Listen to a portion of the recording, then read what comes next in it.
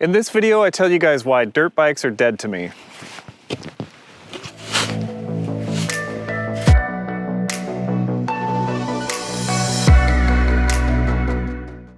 When I got into dirt biking, I wanted to experience the thrill of trail riding and challenge myself to the most technical trails that I could manage. I was in it for the adrenaline rush. Over time, that has changed. Nowadays, I want to get into the woods and see beautiful things and look at awesome stuff and do awesome things and be awesome. And I still enjoy the technical challenge, but it's not my sole focus anymore. I do think dirt bikes are great. The experience I'm looking for includes some ability to connect trails using the highway or having an option to run a BDR route on a bike light enough to tackle single track. I'm looking to do everything on the motorcycle that's possible. Like many things in life, we are constrained by both time and money, and in this case, it's probably mostly money. Budget in mind, I started exploring my dual sport options. Japan is only making one high-performance dual sport, the Sierra 450L. I think this is a good option, but it's a little bit out of my price range right now. My favorite option is a KTM 500 EXC. While this may sound out of my budget, there is a small market of used bikes available. This is a popular motorcycle for a reason. It's the benchmark that all other 500 dual sports are judged against.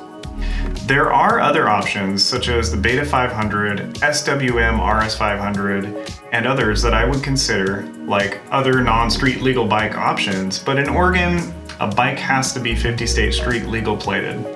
In your state, you might be able to get a dirt bike plated, but in Oregon, we have to start with a plated bike, unfortunately. The 500 EXC fits all the criteria. It's capable of technical single track and has enough power to cruise down the highway at 65 miles an hour fully loaded with no problem at all.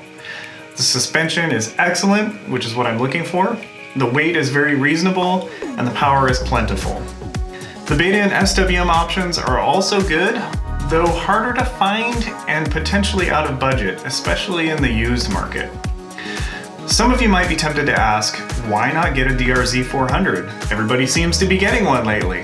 Well, here's why I don't want a DRZ. They are heavy, they have old technology, they're heavy, old suspension, they're heavy, they have a carbureted motor, and did I say they're heavy? Because they're heavy. Something like 319 pounds wet, and that's quite a bit off this 500 EXC and others in that segment. The type of riding I'm looking to do with this motorcycle is technical black diamond single track when I'm riding dirt bike trails, which is not well suited to the DRZ 400.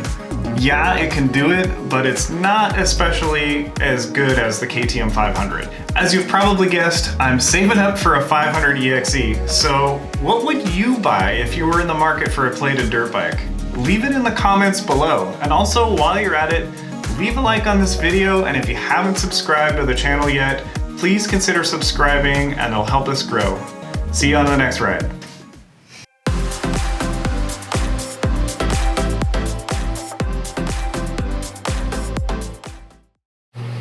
What should we name him? Ned.